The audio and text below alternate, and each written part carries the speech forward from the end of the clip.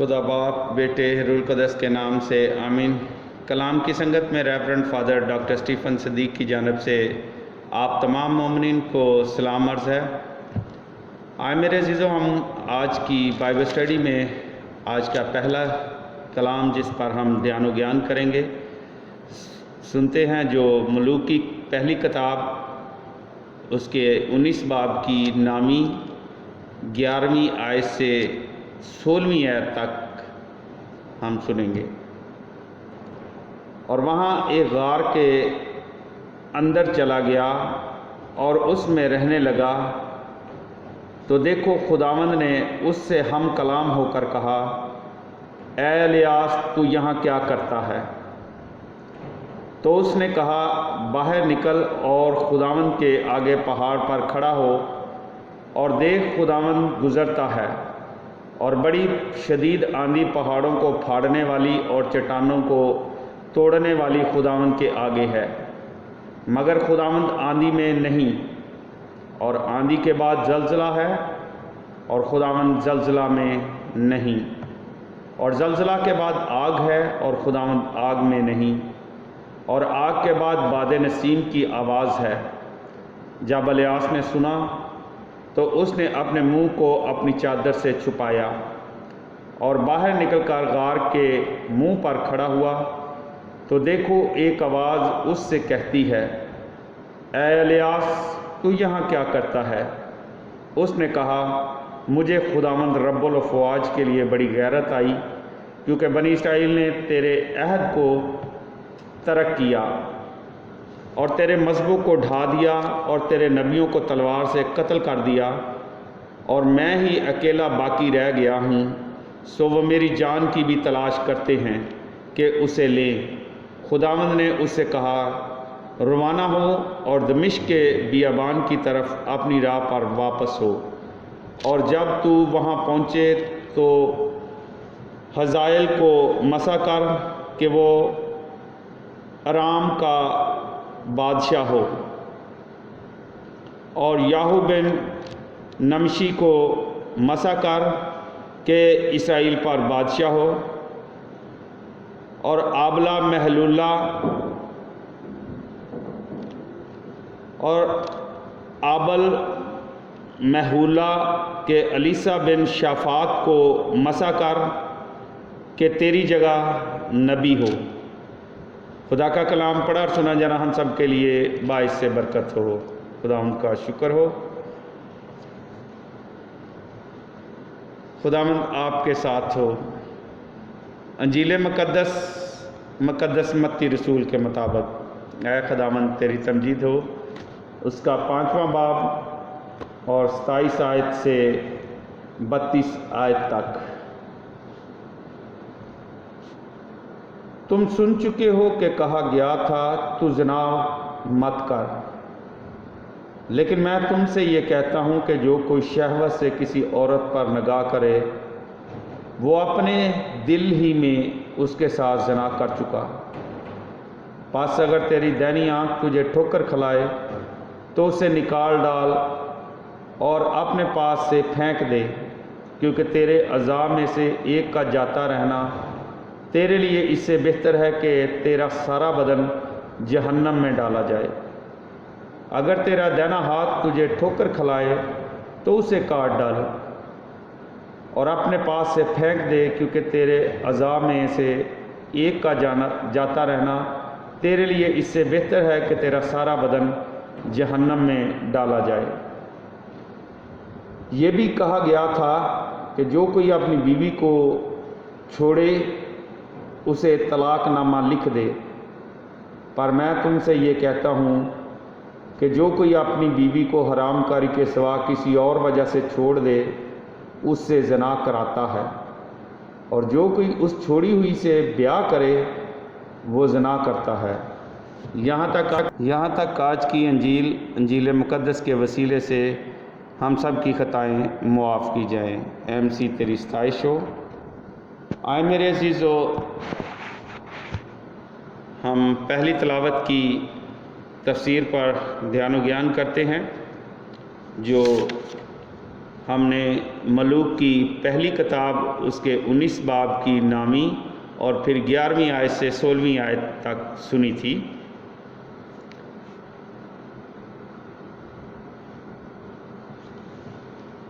الیاس کی خداوند کے ساتھ ملاقات دو متوازی تسلسل میں کھلتی ہے۔ اول خداوند کا سوال، دوم الیاس کی شکایت، سوم خداوند کا حکم، چہارم خداوند کا مزید جواب، پنجم الیاس کی فرمانبرداری۔ خداوند سوال کرتا ہے کہ اے الیاس تو کیا کر رہا ہے؟ اس کا مفہوم یہ ہے کہ الیاس کو یہاں کی بجائے کسی اور جگہ یعنی اسرائیل میں ہونا چاہیے تھا۔ الیاس خداوند کے اس سوال کا جواب براہ راست نہیں دیتا، بلکہ 3 سطحی شکایات پیش کرتا ہے۔ وہ وفادار رہا ہے جبکہ اسرائیل بے وفا۔ لوگوں نے خداوند کی عبادت اور نبیوں کے خلاف تشدد امیز رویہ دکھایا ہے۔ الیاس خود تنہا ہے اور خطرہ کی زد میں ہے۔ اس کا لہجہ قطعی ہے اور آیت 4 کی روشنی میں یہ اس کی بلاہٹ سے انکار بھی ہو سکتا ہے۔ ملاحظہ ہو 18 باب 22 کو 19 باب 10 سے ملا کر دیکھیں تو پتہ چلتا ہے کہ یہاں وہ اپنے آپ کو اب بالکل نبی نہیں کہتا۔ خداوند اسے حکم دیتا ہے کہ میرے سامنے کھڑا ہو، یعنی ایک دفعہ پھر خداوند کے خادم کے طور پر عمل کرو۔ اس حکم سے پہلے پر اسرار الہی ظہور ہوتا ہے، جس میں الہی موجودگی کے روایتی مظہرات یعنی ہوا، زلزلہ، آگ، ملاحظہ ہو خروج 19 باب 16 سے 19 آیت کو محض پر اسرار باد نسیم کی آواز کے پیش رو تک کم کر دیا جاتا ہے۔ سارا منظر جس میں الیاس اپنا چہرہ چھپا لیتا ہے، خروج 33 باب 18 سے 23 میں موسیٰ سے وعدہ کیے گئے الہی ظہور کی یاد دلاتا ہے۔ الیاس نے خداوند کے حکم کو جزوی طور پر پورا کیا، لیکن وہ نہ تو اس جگہ پہاڑ پر اور نہ ہی اس انداز میں میرے سامنے میں کھڑا ہوتا ہے جسے خداوند نے بتایا تھا۔ لہٰذا سوال دوبارہ کیا جاتا ہے، اے الیاس تو یہاں پر کیا کرتا ہے؟ اس امر سے قطع نظر کہ اس نے کیا منظر دیکھا ہے، الیاس اپنی شکایت کو دہراتا ہے۔ اب خداوند کا نیا حکم اسے ایک ذمہ داری دیتا ہے جو الیاس کی شکایت کا نقطہ بہ نقطہ جواب دیتا ہے۔ اسرائیل کی بے وفائی کے باعث الیاس اپنی نبوی ذمہ داری سے سبکدوش ہونا چاہتا ہے، لیکن خداوند اس کی سبکدوشی کے عمل کا جواب اس کے جانشین کا نام بتانے سے دیتا ہے، یعنی اسرائیل نے جو تشدد دکھایا ہے، خداوند حزائل اور یاہو کی تلواروں سے اس کا جواب دیتا ہے۔ الیاس کے تنہا اور علیحدگی پسند رویے کو خداوند مروڑ کر کہتا ہے کہ سرزمین میں ہزاروں وفادار لوگ موجود ہیں۔ الیاس در حقیقت 3 میں سے صرف ایک حکم کو پورا کرے گا، یعنی اس کے جانشین کا مقرر کرنا، جبکہ الیسا دیگر احکام کی تکمیل کے ساتھ ذمہ دار ہوگا۔ اب ہم آج کی انجیل مقدس پر دھیان و گیان کرتے ہیں۔ 5ویں باب متی کی انجیل 5ویں باب کی 27 سے 32 آیت جو ہم نے سنی ہے، اس میں خداوند یسوع مسیح زنا کی مذمت فرماتے ہیں۔ موسوی شریعت میں زنا کی واضح ممانعت تھی۔ ہو سکتا ہے کہ کوئی شخص فخر کرتا ہو کہ میں نے یہ حکم کبھی نہیں توڑا، لیکن اس کی آنکھوں میں زناکار عورتیں بسی ہوئی ہوں، دیکھنے میں تو وہ شریف اور معزز ہو، لیکن دماغ ناپاک حالت میں یا ناپاکی کی بھول بھلیوں میں بھٹکتا پھرتا ہو۔ اس لیے یسوع اپنے شاگردوں کو یاد دلاتا ہے کہ صرف جسمانی طور پر اس فعل سے باز رہنا ہی کافی نہیں، باطن میں پاکیزگی ہونی چاہیے۔ شریعت نے زنا کے فعل کی ممانعت کی تھی، یسوع اس کی خواہش سے بھی منع کرتا ہے۔ جس کسی نے بری خواہش سے کسی عورت پر نگاہ کی، وہ اپنے دل میں اس کے ساتھ زنا کر چکا۔ گناہ سوچ میں جنم لیتی ہے۔ اگر ہم اس کی پرورش کرتے ہیں تو بالآخر عملاً بھی کر گزرتے ہیں۔ پاکیزہ خیالات والی زندگی کو برقرار رکھنے کے لیے نہایت سخت ضبط نفس کی ضرورت ہوتی ہے۔ اس لیے یسوع نے سکھایا ہے کہ اگر ہمارے بدن کا کوئی عضو ہم سے گناہ کراتا ہے تو بہتر ہے کہ اس زندگی ہی میں اس عضو سے محروم ہو جائیں تاکہ ابدیت میں روح کی ہلاکت سے بچا جا سکے۔ کیا ہم یسوع کی بات کا لفظی مفہوم لیں؟ کیا وہ واقعی اس بات کی وکالت کر رہا تھا کہ اپنے اعضاء کو ہم کاٹ ڈالیں؟ اس کے الفاظ اس حد تک تو لفظی مفہوم رکھتے ہیں کہ اگر روح کی بجائے کسی عضو سے ہاتھ دھونا ضروری ہو تو ہمیں خوشی کے ساتھ اس عضو سے محروم ہو جانا چاہیے، لیکن خوش قسمتی سے ایسی ضرورت کبھی نہیں پڑتی، اس لیے کہ پاکیزہ زندگی بسر کرنے کے لیے روح القدس ایماندار کی مدد کرتا ہے۔ لیکن ضروری ہے کہ ایماندار تعاون کرے اور نہایت سخت نظم و ضبط کی پابندی کرتا رہے۔ پرانے عہد نامے میں تثنیہ شرح 24 باب 1 سے 4 کے مطابق طلاق کی اجازت تھی۔ اس حصہ کا تعلق زناکار بیویوں سے نہیں تھا۔ زنا کی سزا موت تھی۔ ملاحظہ فرمائیں تثنیہ شرح 22 باب 22 آیت، بلکہ اس کا تعلق ناپسندگی یا باہمی گزارا نہ کر سکنے کی وجہ سے طلاق دینے کے ساتھ تھا۔ مگر مسیح کی بادشاہی میں جو کوئی اپنی بیوی کو حرام کاری کے سوا کسی اور سبب سے چھوڑ دے وہ اس سے زنا کراتا ہے۔ اس کا یہ مطلب نہیں کہ وہ خود بخود حرام کار بن جاتی ہے، بلکہ فرض یہ کیا جاتا ہے کہ اب اس کے پاس 2 وقت کی روٹی کا سہارا نہیں رہا، اس لیے وہ کسی دوسرے آدمی کے ساتھ رہنے پر مجبور ہے۔ اس طرح وہ ایک حرام کار بن جاتی ہے۔ نہ صرف یہ کہ سابقہ بیوی حرام کاری میں زندگی بسر کرتی ہے، بلکہ جو کوئی اس چھوڑی ہوئی سے بیاہ کرے وہ زنا کرتا ہے۔ طلاق اور دوسری بار دوبارہ شادی کرنے کا موضوع بائبل مقدس میں ایک پیچیدہ موضوع ہے۔ اس سلسلے میں جتنے سوال پیدا ہوتے ہیں اصل میں ان سب کا جواب دینا ممکن نہیں، لیکن ان تمام باتوں کا جائزہ لینا اور خلاصہ پیش کرنا مفید رہے گا۔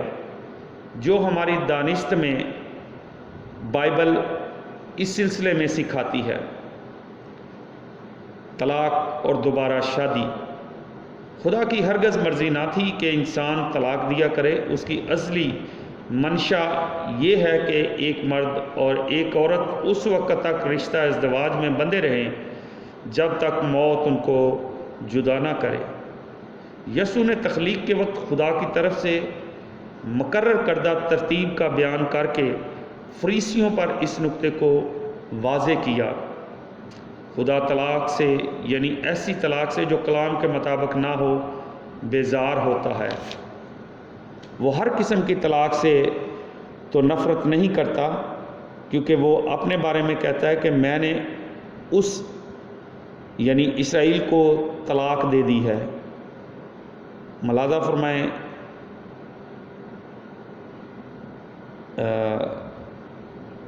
یرمیہ 3 باب اور اس کی 8ویں آیت. یہ اس لیے ہوا کہ قوم اسے ترک کر کے بت پرستی کرنے لگی تھی. اسرائیل بے وفا قوم نکلی. متی 5 باب 31 32 اور 19 باب 9 میں یسوع نے سکھایا کہ طلاق کی ممانعت ہے. البتہ زندگی کا کوئی ایک ساتھی جنسی کجروی کا مرتکب ہو تو طلاق ہو سکتی ہے. مرکز 10 باب 11 اور 12 اور لوکا 16 باب 18 میں یہ تثنیہ شرعی جملہ درج نہیں ہے. اس فرق کی بہترین وضاحت یہ ہے کہ مرکز اور لوکا دونوں ہی نے پورا مقولہ نقل نہیں کیا. چنانچہ طلاق اگرچہ خدا کے ارادے کے مطابق بات نہیں تو بھی اس کی صرف اسی صورت میں اجازت ہے جب کہ زندگی کا کوئی ایک ساتھی بے وفائی کرے. یسوع نے اس صورتحال میں طلاق کی اجازت دی ہے، حکم نہیں دیا. بعض علماء کرنتھیوں کے نام پولس رسول کے پہلے خط 7 باب 12 سے 16 کی بنیاد پر کہتے ہیں کہ طلاق اسی صورت میں قابل قبول ہے جب ایک ایماندار کو غیر ایماندار ساتھی چھوڑ دے. پولس رسول کہتے ہیں کہ ایسی حالت میں کوئی بھائی یا بہن پابند نہیں، یعنی دوسرا فرد چھوڑ دیے جانے کے باعث طلاق لینے میں آزاد ہے.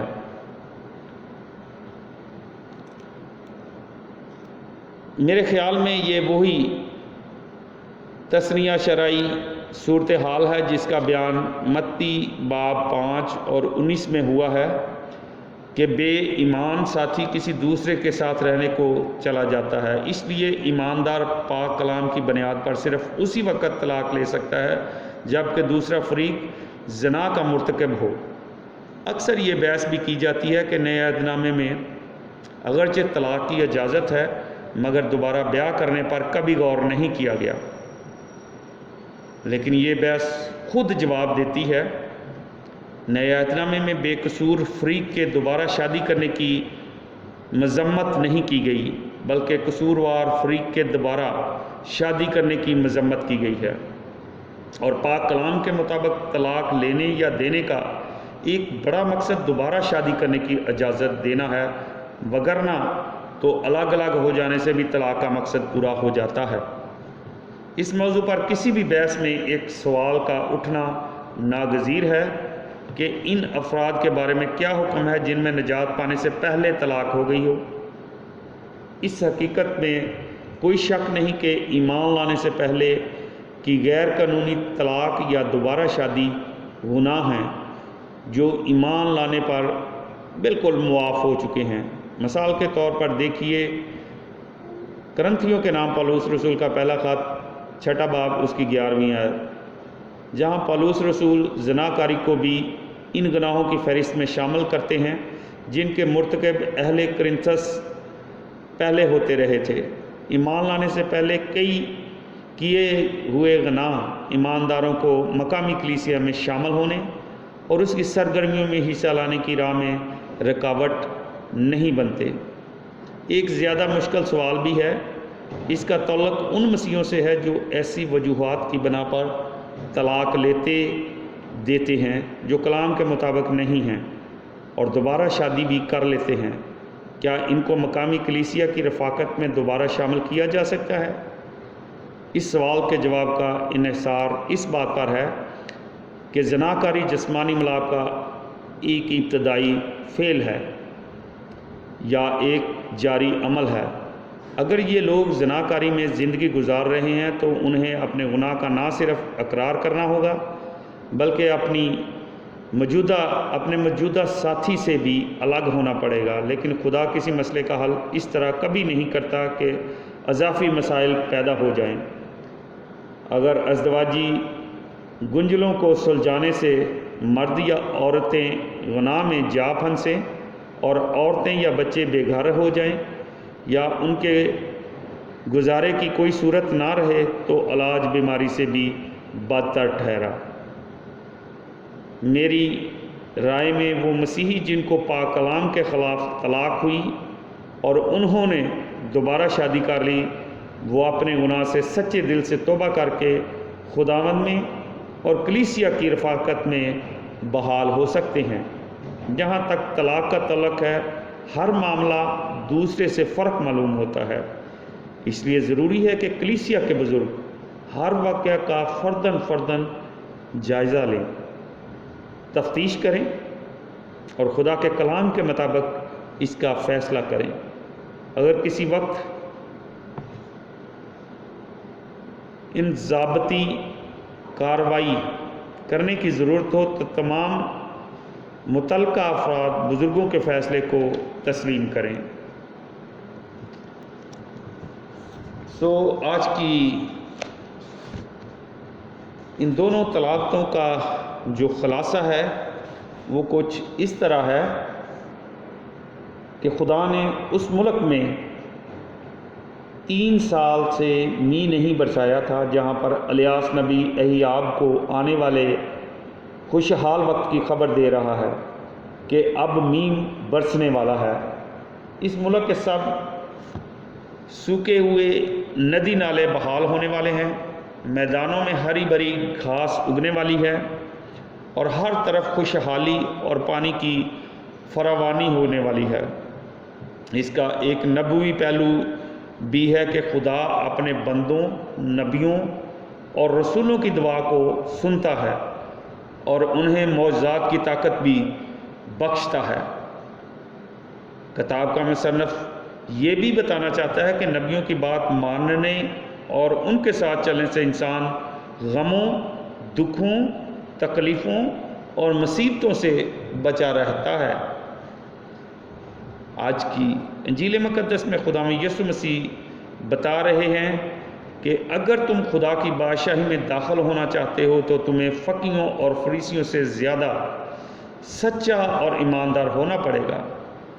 तुम सुन चुके हो कि कत्ल ना करना, मगर मैं तुमसे कहता हूँ कि अपने भाई पर गुस्सा ना करो और इसे इतना प्यार करो कि अगर तुझे कुर्बानगाह पर जाकर याद आए कि मेरा भाई मुझसे नाराज़ है तो अपनी नज़र वहीं छोड़ और पहले अपने भाई को राज़ी कर, तो तेरी नज़र कबूल होगी।